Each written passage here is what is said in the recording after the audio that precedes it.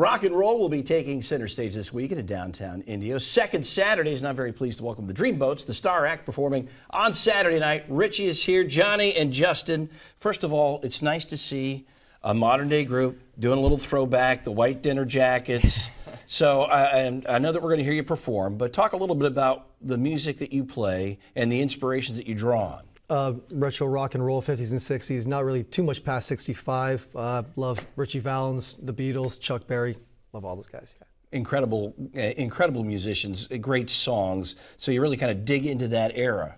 Oh yeah, we love it. Like huge Beatles fans. I mean, the reason we wear these jackets, is kind of from an era when bands used to dress up and wear suits to the show, And I don't know, we just shamelessly started this band with this love for that era, And all these years later, we're still doing it. It's a lot of fun. Yeah. Well, how many years ago did you guys start this band? And tell me a little bit about transitioning from Canada down here to the desert.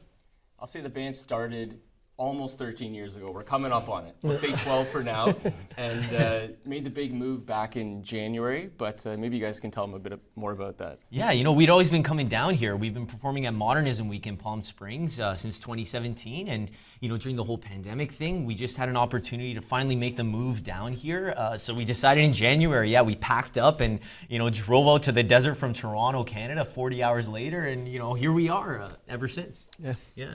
You're going to be performing Saturday in Indio. This is second Saturday's big family fun event. Yes. So tell me a little bit about the set you're going to put together for the gang. We're doing 2 sets. I think we're doing 2 50-minute sets. Just going to do all the classics, all the rock numbers, the pop hits. The jukebox classics. Maybe a couple slow dance. We'll see how it is, but there's definitely going to be a lot of songs. We're going to bring a high-energy show for everyone watching. Now, obviously, you guys are much younger than the music you play. How did you, just kind of go down the line here, how did each of you get involved with that music? I love it, but I'm a lot older than you guys. I grew up in the 80s, and I guess you can say like a lot of the throwback movies like La Bamba and Back to the Future and those kind of like those throwback movies, that biopics or whatnot are my inspiration to want to get into it. Yeah.